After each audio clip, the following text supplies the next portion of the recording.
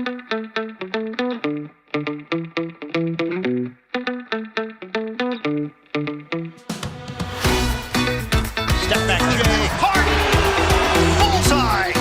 looking very focused in the second half. Maxey looking for more. He's got it! Daniel House, little up and under on the lob, and then flies in with the emphatic one-hand jam. Niang looking for more from outside. Bang, bang, George Niang! Joel, the process heavy.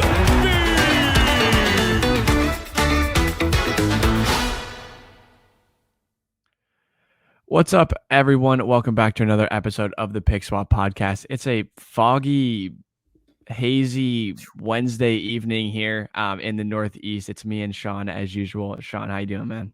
Yeah, it feels like the end of the world out there, man. There's haze everywhere. We got Chris Paul being cut for pennies on the dollar. Well, 15.8 million, which are pretty nice pennies there, I guess. We got Zion Williamson and John Moran each canceling themselves out of the league for different reasons. I guess Zion not out of the league, but not putting himself in a great spot for sure. So yeah, a lot going on today. So been a hectic one for sure. Any thoughts on any of that real quick?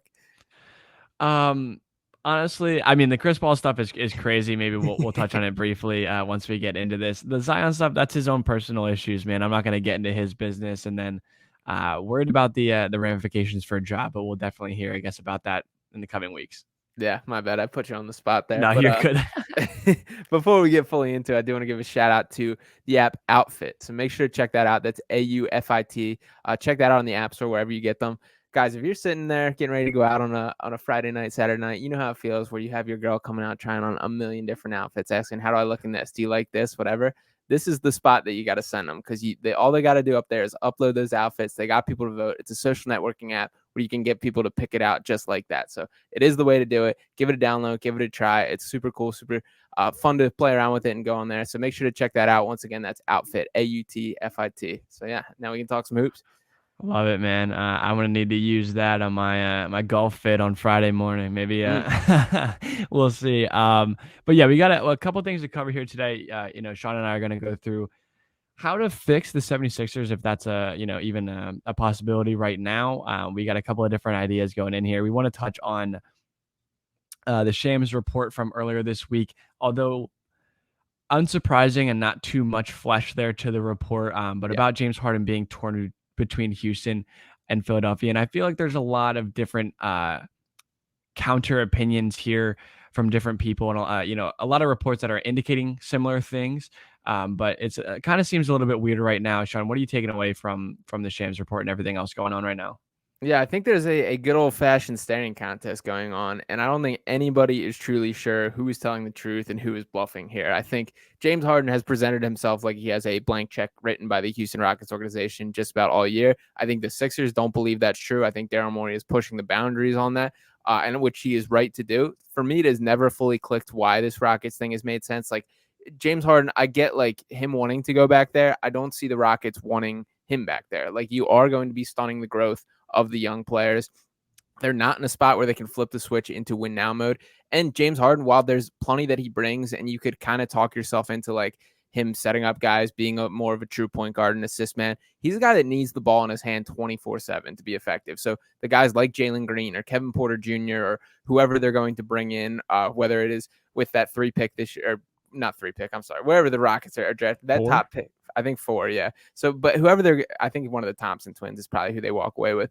But these are guys that need the ball in their hands. So I think there's just a staring contest going on there. I did see Tad Brown, CEO of Harris and Blitzer, out to dinner with Lorenzo McLeod, who is Harden's business partner. So some signs of me are pointing towards him back to the Sixers. Some aren't. To me, it all comes down to the dollars and years for what my opinion on it is. And I don't know. I think it's kind of a flip of a coin right now. Yeah, I think if I had to bet on it, he's back in Philadelphia. If I had to guess, I agree with you with it. I mean, I think the thing that gets me in this situation is being torn between situations that are so vastly different, right? Like, yes. You talked about wanting to win and wanting to put yourself in a position to win. Philadelphia is that you're immediately on a contender. There's things obviously changing and happening within the organization, but the goal next year is to contend for a title, right? The Rockets are in like the flip side of everything, where it's we're trying to build, we're trying to conduct business in an entirely different way. We're trying to develop our young players, not just the second overall pick 2 years ago to the third overall pick last year to the fourth overall pick this year. Like, you have 3, 4 guys within, and even like Sengun and those guys as well. Like, you have a little bit of a core that you have to develop, and bringing in a guy that's ball dominant. It's going to be all the attention is on him at that point. Everything's going to be surrounding James Harden. It's just naturally the way that it goes. He is a superstar. It just seems backwards to me. It does, things don't really 2 and 2 doesn't add up there. So I don't know. It's confusing. It's weird that it's gotten to this point where he's now torn between the two. Like, if he wanted to go to Houston and they wanted him there, why would he be torn about it? You know what I mean? Like, if that's really the sense that he's going for, it feels like he would already just be packing his bags and on his way. So I don't know. Yeah, and I think that's kind of like the biggest takeaway is the sell for James Harden, from his perspective, has always been like when he first forced himself out of Houston, it's because he wants to compete for a championship. Couldn't see it there. That's why he went to Brooklyn, and then him coming from Brooklyn to the Sixers was at a clear route to a championship, as things turned into a mess over there as well, which he was a part of as well. But like, if that's the case, then you're not getting that in Houston. And I think we've learned a lot about James Harden after of this year and a half of what to take away.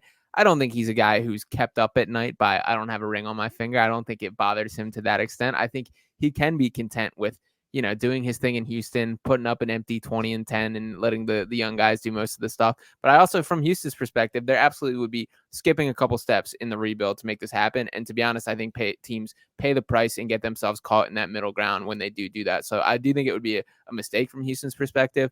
Who knows?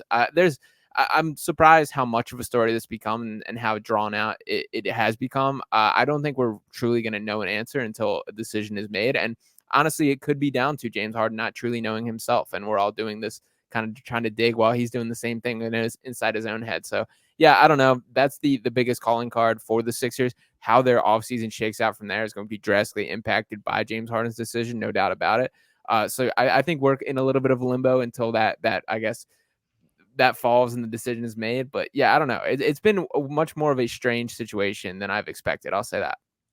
Yeah, I mean, it is weird. I mean, when we first got the report in December on Christmas, I was like, yeah, no way, not happening. Yeah. I still like to this day, I really don't see that happening. Maybe there's more validity to it than what I'm giving, but I don't see it happening. I don't think that he's going to forfeit the chance of being on a playoff team. Like, obviously, again, I do think that there's layers to being a competitor, but I think James Harden is still up there. He's a guy that's made the playoffs every single season of his career. There's something to be said about that. There's something to be said about him having great performances in the playoffs last year. And whether it's and bad ones and bad, it's fair. But he did have some very, very good ones. And whether it's the fashion, the walk-in outfits, whatever it is, the attention on him, I think that also takes take that into account as well. So I don't know. I guess we'll see. There's still a lot of time left here. We got 2 weeks until the draft. Does that sound right? The 22nd? Yeah. I saw a little more than 2 weeks. I think I saw 24 days on one of the countdowns that I kind of scrolled through on my computer. So nice. I think around 24 days for it. So yeah, Sixers without a pick in that draft, so they are going to have to strike with the iron in free agency. Tonight, me and James are going to dive into 5 trades that we believe make the Sixers better. Some of these, to me, are pretty drastically altered as far as ranking based on the Harden decision, for sure. There's ones that I like more based on if Harden's here versus if he walks and vice versa with that. And another thing that I did want to point out before we get fully into it, Tobias Harris is obviously the biggest chip in these trades and that I think the Sixers are looking at this offseason. This is the first year where Tobias Harris is a positive trade asset. And just the reasoning behind that is he is in that final year of his deal, got $39.8 million on the cap for that. Teams more so than ever are going to be looking to shed cap. That with this new CBA coming in the collective bargaining agreement, there's all these punishments for teams that reach the second tax apron. This is the exact reason why Chris Paul was cut today, is that teams are trying to make sure they don't reach that because there's a ton of limitations, such as not being able to attach picks to trades, not being able to take in over 110% back in a trade, stuff like that. That wasn't the case previously. So I think there's going to be teams that circle a guy like Tobias in the final year as a way to clear cap. So for the first time in the Tobias Harris era, which we have tried to trade him year in and year out, I am optimistic that something can get done. And I do think that there will teams that will be looking at him positively because of that. And as much as we complain about Tobias, he's not the worst, like he's a serviceable player to have. So you can swallow having him on a team for the money that he will eventually bring out. And that is my point there. Yeah, absolutely. I know. I kind of got sad today actually when I was looking through these, and there's been such a roller coaster with Tobias, and it has always come down to the fact that he makes way too much money for his production level. And Yep. to be fair, he's had an array of different responsibilities throughout the years here. He's gone from fourth option to second option at times to catch and shoot three to defensive minded guy. And he's done all of the different things. He's worn a ton of different hats. And to preface all of these, all of mine were centered around moving Tobias. Might as well. It does not come with any disrespect. I think I've actually gained a ton of respect for Tobias over the years. It's just one of those things that has to happen for them to change the outlook of their roster going into next season, because the clock is ticking. So sometimes you got to make tough decisions. And I think Tobias has likely played his last game in a Sixers uniform. Yeah, no, that's absolutely it. There's just no way to successfully roster a team and structure an organization when you have essentially a 3-and-D piece making $39.8 million and making just as much money as Joel Embiid, which is just unbelievable. More. And once again, hat tip to Tobias Harris, father as an agent, for getting the deal done. I don't have any disrespect toward Tobias. It was the Sixers that offered him that deal. He has every right to sign it when it's in front of him. They struck when the iron was hot after Jimmy Butler demanded out, and the Sixers basically had to sign him. So he did get the best of it. But yeah, I do agree that the Tobias Harris and Sixers era is over. And I'll turn it over to you, James. I'll let you lead off with the first trade that you have to fix the Sixers team. So this is one that kind of covers a couple of different boxes, right? The first being add shooting. And I think that's a really big deal for what the Sixers will be looking for next year. So the trade I have here is Tobias Harris and a second-round pick from the Sixers to the Indiana Pacers for Buddy Hield. And then the second bucket that we're also looking to cover is bringing back a lovable former Sixer that brings great energy, and TJ McConnell. So he's going to be, I believe, on the last year of his fairly sizable deal for a guy of his caliber. And Buddy Hield makes a decent amount of money, but I actually saw today a graph from NBA University that he is just the most efficient catch and shoot off the dribble, covered, open, above the break, on fast break three shooter in the entire league. So just one of the most efficient shooters in the entire league. Makes you think that Indiana might be hesitant to give him up. But the trade would be, like I said, Harris and a second for Buddy Hield and TJ McConnell. Yeah, I had this same exact trade in my one of my ones out there. So like you mentioned, Buddy Hield is one of the great theoretical Sixers, and that we've talked about a trade for him for several years now. Also, time sneaks up on you. I mean, we're talking about Buddy Hield is now 30 years old, which is crazy. Feels like he just came in the league. And to Buddy's credit, he has improved every year. He's got a little bit more of a handle now. He's not a liability defensively, and it is the shooting that just sells things. I mean, looking at last year's stats, he shot 42.5% from three on 8.5 attempts from deep. That's nuts efficiency. We're talking about with Sacramento, he shot 39.1% on 10.2 3-point attempts per game. For his career, he's a 40.2% three-point shooter. He's also very durable. He's played 82 games twice in his career. He's played 80 or more 5 times in his career. Those are all very appealing. And just having that type of space the floor, spot-up shooter like Buddy Hield would be awesome next to Joel Embiid. So, yeah, to me, that this would be a slam dunk and one of the more likely trades. I definitely could see this happening. I know Indiana's a team that talked about needing some forward production and scoring in that area as they start to take that leap as a young team to a more of a contender. So Tobias is a good tone setter with that, a locker room guy. To me, this does make a lot of sense. I think that's very likely, and I like that trade a lot, James. Yeah, absolutely. I've liked Buddy Hield for a long time. Tobias Harris also just feels like an Indiana Pacer. He's been to Detroit, he's been in Milwaukee, he's been in Orlando. He belongs with the Indiana Pacers, and they're going to be a good team next year, right? Relatively. Halliburton's been fantastic. He might be able to unlock Tobias as a cutter on the fast break, whatever it might be. I'm convincing Pacers fans, if you're tuned in right now, you're going to love him.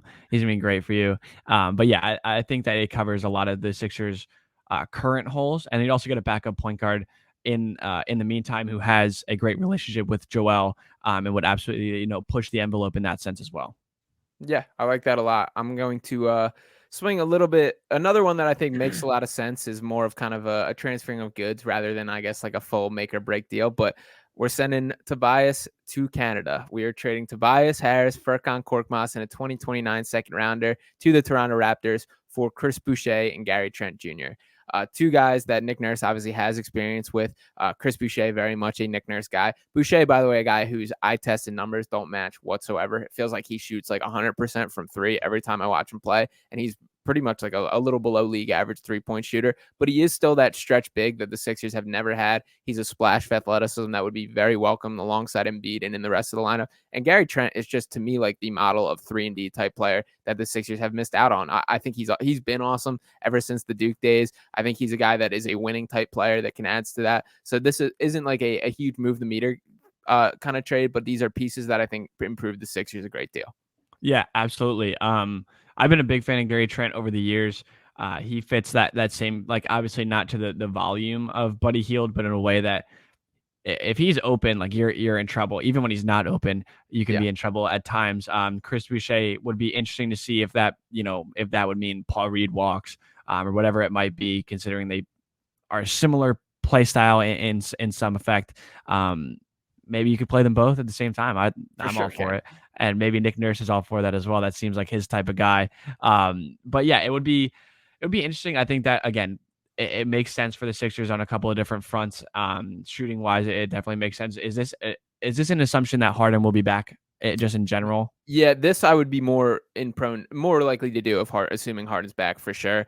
And by the way, shout out my guy B-Ball Paul, posting a video of him in the gym practicing like hezzy snatch step back threes is his first thing he's working on. I love it. We in the office today, working on our bag work. My boy Paul stepped in. Isaiah's in the building. Boom. Y'all see it. 1, 2.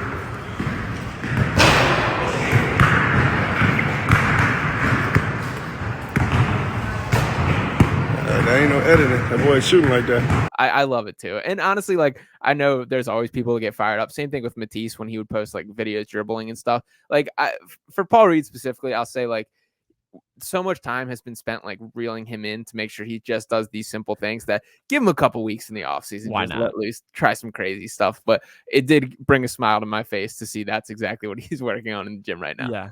Yeah, I loved it. I was cracking up at that. And he's just like, he's goofy. Like, he's just a goofy guy. There's not much he can do to help it. So to move into my next one. And did you say it was just Toby going in that trade, or was there another piece there? Furkan.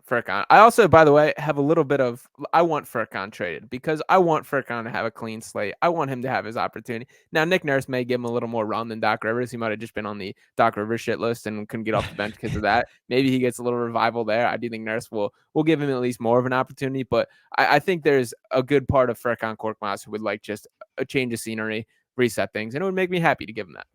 Absolutely. I definitely agree with you. And in my next potential trade here as well, Furkan does get a change of scenery. Unfortunately, that trade, well, actually, this one is to LA, to the Clippers. So Furkan would be sent over to LA with Tobias for Hollywood Furk. I love it.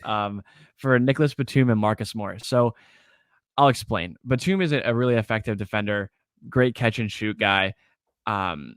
He's old, but like in a way that is still productive. He knows his limits. He doesn't do anything outside of himself. He's very controlled, and he's been in a lot of different situations and has found a way to fit in everything.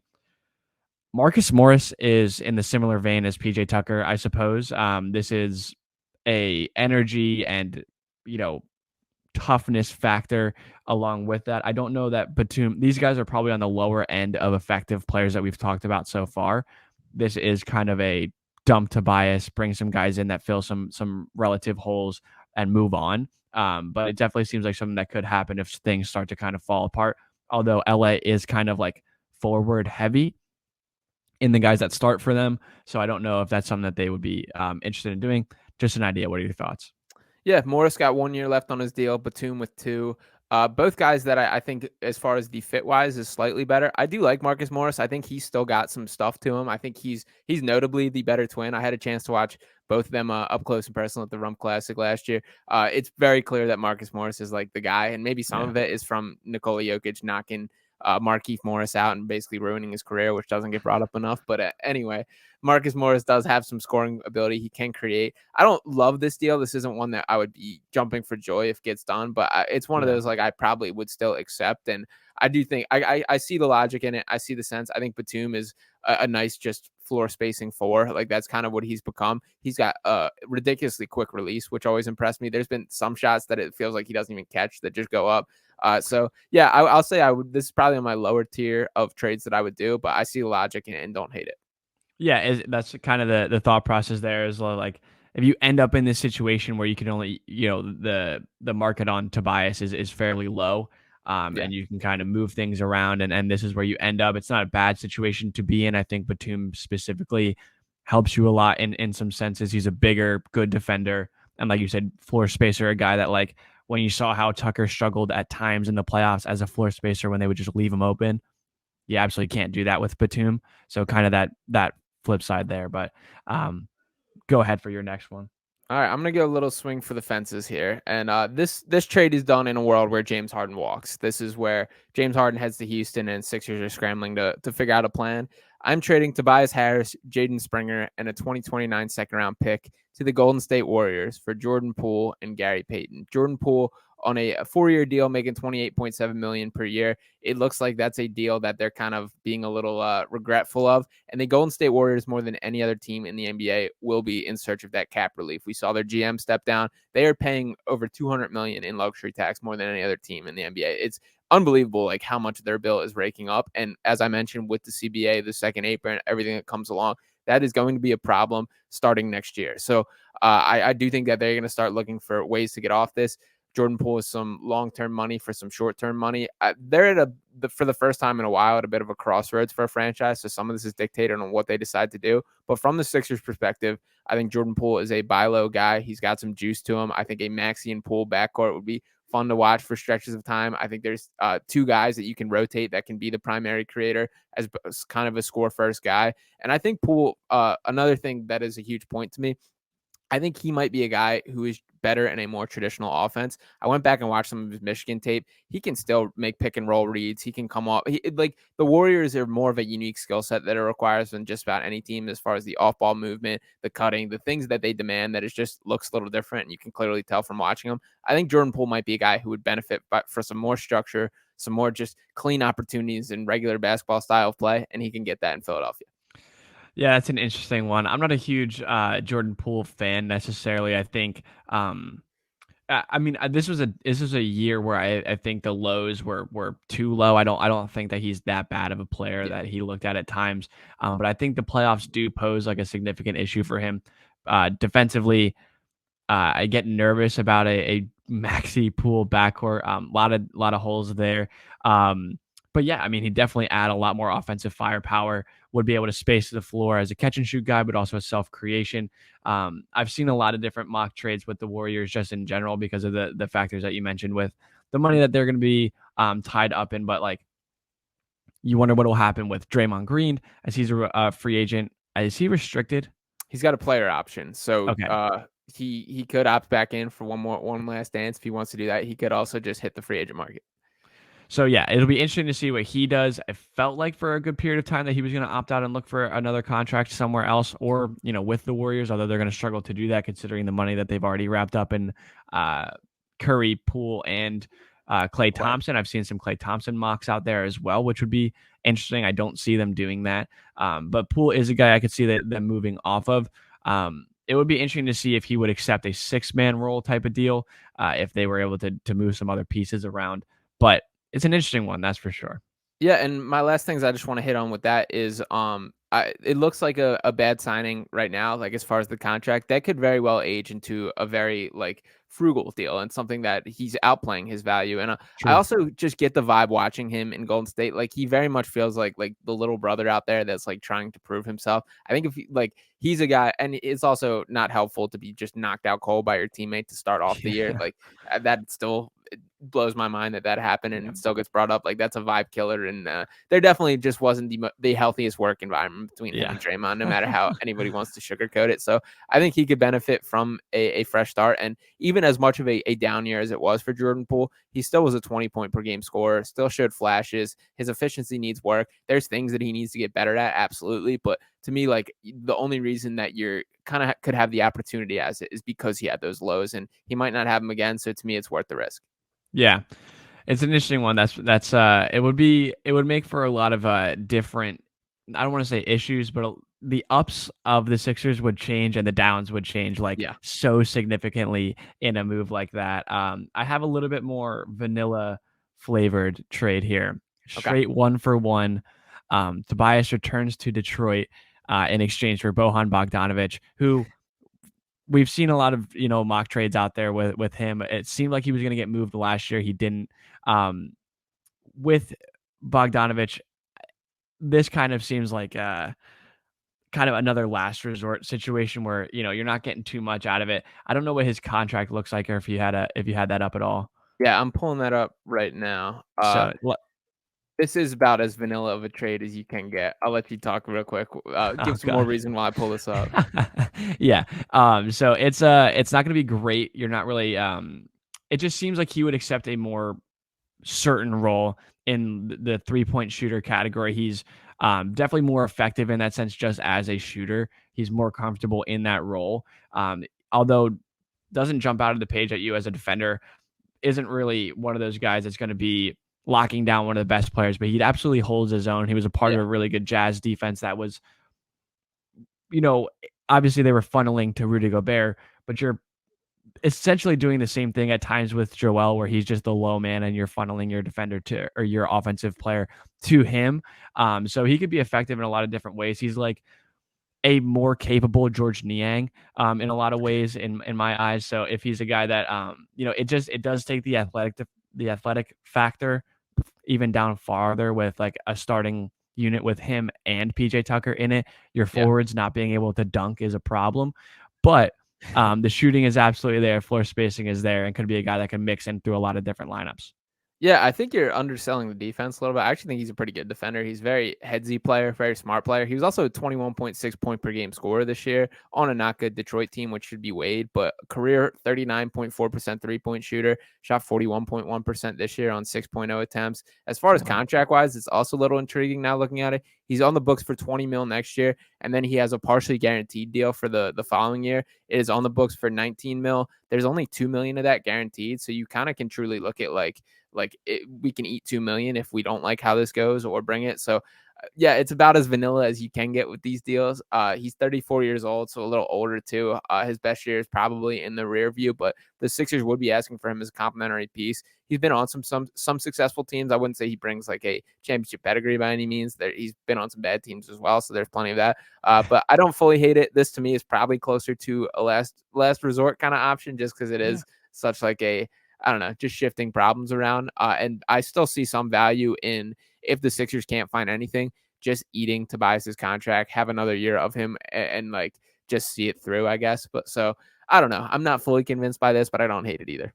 Yeah, I wasn't like enthralled by it when I wrote it down and by any means. But it is one of those things where, where do you factor Tobias's 18 a game or whatever he was at this year? I don't know exactly where he was at, and what he does do to, Bogdanovic, when the playoffs come around, is going to be able to shoot the threes. He's a guy that's done that for his entire career. So if floor spacing is really a premium for this next season, or depending on what Nick Nurse wants to do, it doesn't not make sense bringing him in. There's not a ton there. So you said he was on the books for 21 next year. Would you have to add another player to move the contracts up? I know it's got to be close at that point, right? Yeah, I believe you would. So you'd probably have to toss something on top of that to make the money work. Yeah, there's not too much in Detroit that you can pick from. Yeah, no, not at all. So I don't know. I'm interested. I'm probably ranking this close to the bottom two. So, but fair. I'll move over to my third one here. I'm gonna put another one with a little bit of sauce on it here. I'm sending Tobias Harris, Jaden Springer, and a 2029 second to the Chicago Bulls for DeMar DeRozan and Lonzo Ball. And couple layers to this one. Number one, we'll get the bummer out of the way, is it looks like Lonzo Ball is never going to play basketball again, which is a huge bummer as a Lonzo guy, huge fan of his game. And he was really finding himself and finding his role in the NBA, which makes it even more disappointing. He's on the books for 2 years, 20.4 mil a year. That's a lot of money for a guy who's not going to suit up. So I could see the Bulls wanting to get rid of that. They're also at a bit of a crossroads for what they do. They're pretty tapped out salary cap wise and on a squad that just doesn't quite have enough talent to be paying that kind of money. DeRozan's will be entering the final year of his deal. He's got a 1 year, $28.6 million deal. So you would be kind of offloading that contract if they don't see him as a key piece of the puzzle. I do think it's Zach LaVine's team. He's probably the number one guy that they're focused on building around. So yeah, if they want to offload Lonzo Ball for that money, DeMar DeRozan is the type of player I think the Sixers should be looking for. He is too mid-range heavy. There's things I don't like about his game, but I still feel like the Sixers are missing that guy that can just go get a bucket when it matters most, and that's DeMar DeRozan. He's done that for years. He's been very effective at it. When he went to Chicago, he really lit the world on fire for a period of time where he looked like one of the best players on the planet, was in the MVP discussion. If he has any sort of that left in the tank, the Sixers can definitely use it. And those are kind of, that's the type of swing for the fence that I'm looking for. Yeah, I actually I'd considered this earlier as well when I was looking through my things. I think I took a more safe approach to this this task here. But with DeRozan, dude, I've always been a huge fan of DeRozan. Obviously, I'm a huge Lonzo guy. I'm a UCLA fan, so I've been a Lonzo fan for the last, I don't know, 8 years or so, out of Chino Hills when I found out he committed and all that stuff. So, I mean, if there's any chance that he was going to come back, I'd love for it to be in a Sixers uniform. Yeah. He was destined to be a Sixer from the start. But with DeRozan, I think you mentioned the biggest thing is just the fact that he's operates heavily out of the mid range, and you already have a mid range guy in Joel Embiid. The spacing is a factor, but there's a lot of ways around it. I think with a guy like DeRozan, he's incredibly skilled. He can get a shot off basically whenever he wants against anybody, essentially, that he wants to. And like you said, there's a lot of times that the Sixers have faced the issue of no one's going to go get this bucket. Nobody wants it. Nobody wants to figure this out. And if Embiid's going to go for it, it's just not going to work. DeMar DeRozan would solve that problem a significant portion of the time, because he's a tough shot taker and a tough shot maker. And in this league, that matters a lot, especially when, the playoffs come around. So, I mean, that would be a hell of a trade. I would be stunned by that. I'd be very excited for it because I do like DeMar DeRozan, but I would be very shocked. Yeah. And the Lonzo thing to me is what makes this possible. That's the only world where I see the Bulls talking themselves into it, because 20 mil a year for a guy who looks likely that he's never going to play again is a lot to just swallow. And if they are looking to offload that, like that's how the Sixers can kind of talk them into this. And as you mentioned, like if they want to, give these Sixers world-renowned medical staff a chance at this guy and see if they can find a way to get him back on the court, like, be my guest. I would love it if Lonzo can play again, because I am a huge fan of him as a basketball player. And as I mentioned, he was very much finding his stride and role in the NBA before him getting hurt. I did watch like a deep dive video on his injury and what exactly is going on. He'd be the first player in NBA history to come back from this. He's literally getting like a cartilage transplant and a whole, like, basically had a bunch of micro fractures in his knee. It's not good. It's the bottom line that it doesn't look likely. And after 2 surgeries, still not being able to run and jump, not a good sign whatsoever. So you're more or less just trading for DeMar DeRozan and swallowing the money here. But I guess there is that little lingering factor that could make it awesome. Yeah. I'm not gonna. Obviously, you don't hang your hat on anything like that. But you never know. I guess the medical field has come a long way, man. Medicine is way. I don't know who the last player was to deal with that type of injury. But you never know. It'd have been Andrew Bynum. Ouch, dude. No, you didn't have to do that. Oh man, I'm gonna move on from that. I think we covered that enough. Yeah. The fact that we stumbled onto Andrew Bynum in this episode is vile. But we'll move on. I'm gonna save my like spicier one for the end, because I'm on this trek of like boring. So I might just stay there for another one. Tobias Harris for Tim Hardaway Jr. and Davis Bertans. And Bertans' contract is terrible. Let me just go out there and say that right away. He was fantastic for a couple of seasons, and he lit us up all the time. And then he goes to Dallas, gets this huge contract, is pretty brutal for the last 2 seasons. And he could be a guy that ends up kind of just like eating space towards the end of your bench. He does give you the presence of a shooter and a movement shooter and a guy that's going to get on the court and just throw up shots. Something the Sixers haven't really had a bomber, as they call it, Furkan Korkmaz style. Tim Hardaway Jr. on the other hand is, not a high end player, but a guy that's going to give you exactly what you're looking for. Again, a spark of offense, can get hot. Not a great defender, but can hold his own. As I'm talking about it, I'm feeling how much I don't love this trade that much. But again, it's something I thought was fairly realistic and something I've seen kind of go around before. Yeah. I don't know though. It's not something that I would love, but it does kind of, in a sense, fill some holes. Yeah, I don't know if they're going to choose Tobias Harris over LeBron James there in Dallas, but all those, who knows? I feel like the cap rules are fake down in Dallas. It feels like the way they're trying to make things work. This has not quite.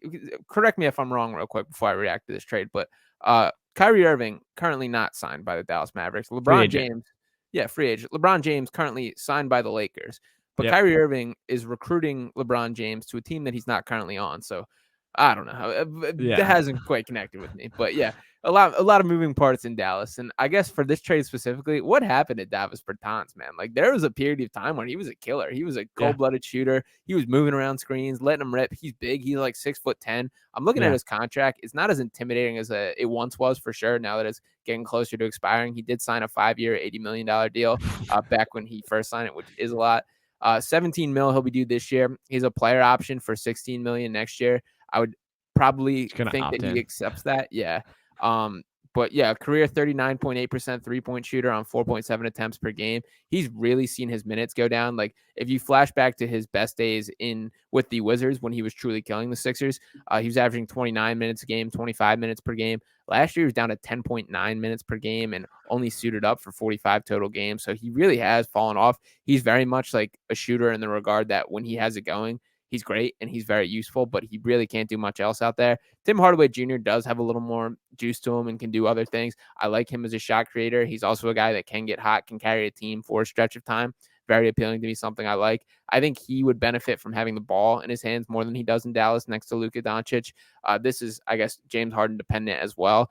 But yeah, this is probably this might be my second favorite after the Indiana out of the trades that you proposed. Yeah, I mean, Indiana is obviously number one, and I'm excited for you to hear my last one because you already know it, but I'm excited for us to talk about the last one that I'm going to bring up. But yeah, I mean, Hardaway Jr. again, another rumored Sixer for years at this point, I feel. And at this point, it's adding guys that can just play. If you're moving on from Tobias for guys that aren't stars or fringe all-star level players, it's guys that just fill needs. I feel like these guys, to a degree, do fill some needs. Mm-hmm. Yeah, I like that a lot.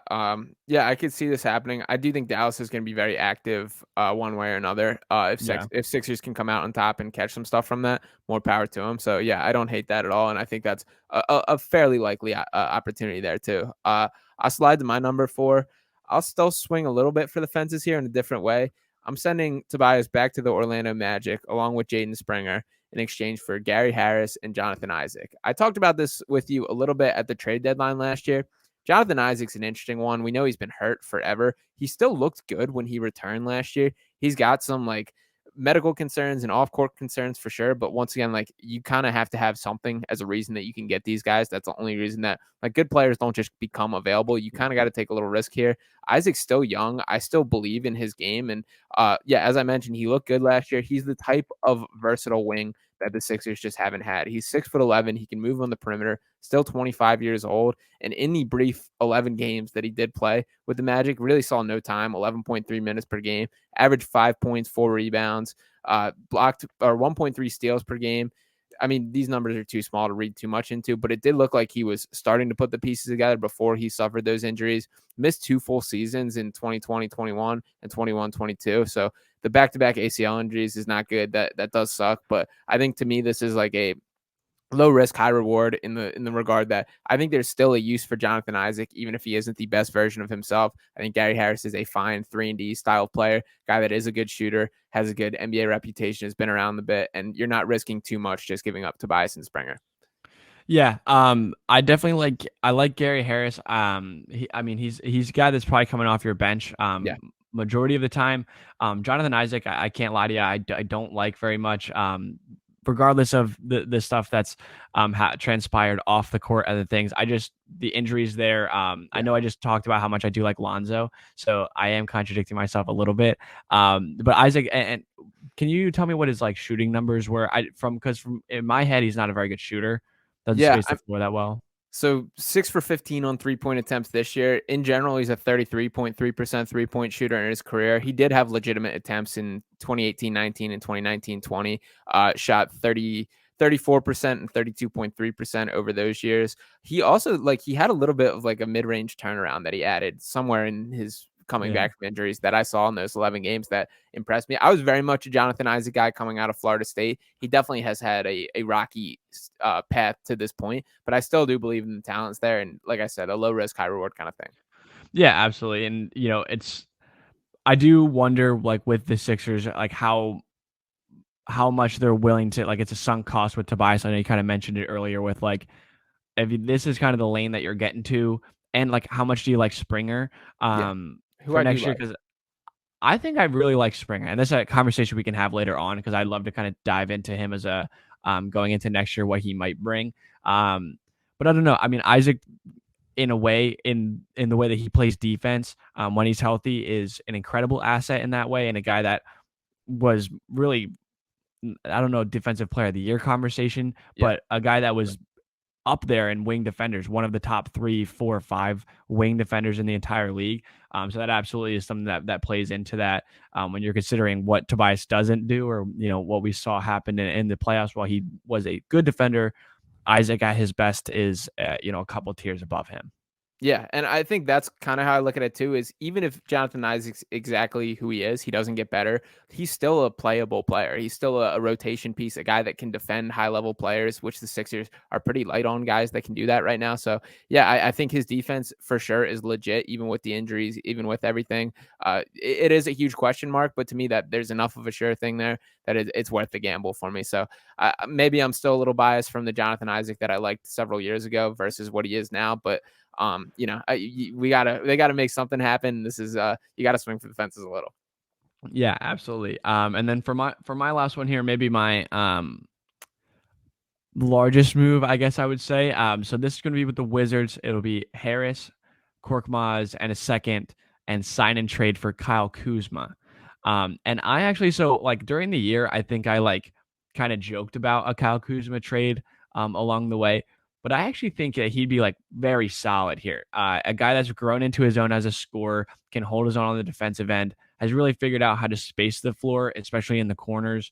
And a guy that's, you talk about a championship. He's played for a championship team not too long ago. Whether you want to call it whatever the bubble year was, but has played it, under deep scrutiny in LA with LeBron.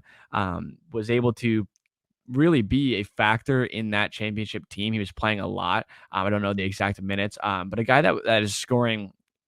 Correct me if I'm wrong. Around 20 points per game. What was he around last year? Yeah, 21.2 points per game last year, career high.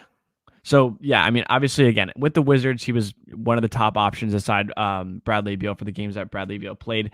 And a guy that, like I said, grown into his own as a scorer, I think in that way eclipses Tobias, just in terms of he's willing to shoot way more often, for better or for worse.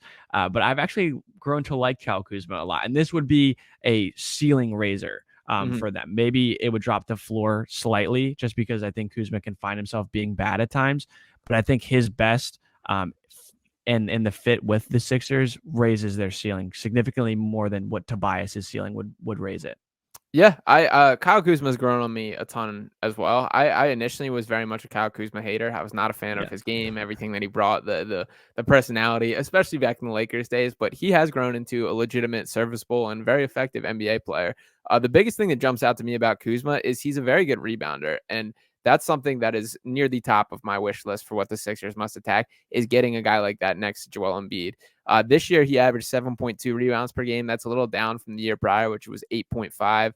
Overall, his rebounding numbers are super high. He also rakes up some offensive boards, has had at least 1.1 per game in 3 out of the 6 years in the NBA. He's a fine shooter, 33.8% for his career. It's enough. He's got a little bit of a shot creation. He can handle the ball a little bit. So I do agree that it is a ceiling raiser. He does have a little bit of that X factor that they need to bring on. And I like Kyle Kuzma. I had a similar deal. I didn't want to overlap on any, so I'm not going to bring it up. But one I had with in the same kind of sign and trade fashion. I don't know what exactly Kyle Kuzma is looking for money wise, but both Monty Morris and Corey Kispert are on pretty short deals. If they can get Kispert in that deal as well, attach that, and then sign Kuzma to a contract that fills in the gaps with there, that would be ideal to me. But a straight up sign and trade, I don't fully hate either. I'm curious what his number looks like in the market these days. Yeah, and then also in that sense, you're also kind of forfeiting any future free agency with him. Like if he's signing a 4 or 5 year deal with the Sixers, whatever it is, you're giving up the cap space that Tobias would free up next summer. So definitely some footwork to be noted there. But I think, like I said, what did he shoot from three last year? Do you have those numbers on hand? Yeah, last year 33.3%, so a little bit down. So not great, not great. You'd like that to be a bit higher. He's a guy that, though, I think, like I said, he can also get hot. I mean, every NBA player kind of can, but he's a guy that will light up a night or two here and there, and can go off. So I don't know. He's an interesting guy. The fits with him and James Harden walking in pregame would be something to see, at least to say it the nicest way possible. So it'd be interesting for sure. Yeah, and I'll wrap things up here with my final trade. Well, a little bit more of the bland ones out of the ones that I've listed, but I'm sending Tobias Harris and Jaden Springer up to the Minnesota Timberwolves for Mike Conley and Kyle Anderson. This is a more Slow-mo. likely, slow-mo. This is more one of those that's more likely in a world where James Harden walks and that they need a true point guard. Mike Conley is that. I know I have compared him to James Harden in the past. James Harden obviously better than Mike Conley, but I don't think by that crazy amount, or that the perception of him is. It would be nice to have a true point guard that can just, run the show and be content with that. And the highs and lows of Mike Conley are nowhere near what they are of James Harden. So I think he'd be a nice veteran to add to the group. Kyle Anderson, slow-mo, one of the more unique players around the NBA, but he is capable of guarding legitimate perimeter scorers. He's a decent shooter, even though the form looks weird. He can do a little bit of everything in a way that grew on me specifically this year more than it has in years past, and I liked out of him. So I don't love this trade, but it's something that I do think makes the Sixers better and that they should consider if they can't get the wheels turning anywhere else. Yeah, I love slow-mo, another UCLA guy. Kyle Anderson is one of my UCLA like staples, like one of probably top 5 UCLA player for me specifically of all time. One of my favorites. So love slow-mo. And again, he's found a way to like turn his quirky, weird style of play into a very effective mid minutes type of guy. Obviously had that fight with Rudy Gobert last year, so bumped him up even more for me. Mike Conley, I do worry just about. I do like what he brings as a shooter, as a playmaker, as a guy that just controls the pace and does all the little things. You just worry about the backcourt being miniature at that point. With him and Tyrese, it's that poses a lot of problems. But I don't mind it. It's another thing is if they get to a point where it's like, this is what we got to do, and that's what you end up doing, like, not the worst thing in the world. And like those two guys do bring a lot of good things along with some of the bad. So wouldn't hate it. All right. Yeah, that's fine with me. Maybe we bring in Tiger Campbell into the mix if we just want to embrace the UCLA. I love Tiger Campbell. But yeah, that is just about, I think, all we got for today for the trades. So I appreciate all you guys for tuning in. Make sure to drop a like on this video, subscribe on the channel, drop a couple comments on trades you guys like. I would love to react to them and give some feedback in the comments on that. So let me hear them. Let me hear what you guys got in mind. And yeah, as always, appreciate you guys, and we will talk with you soon.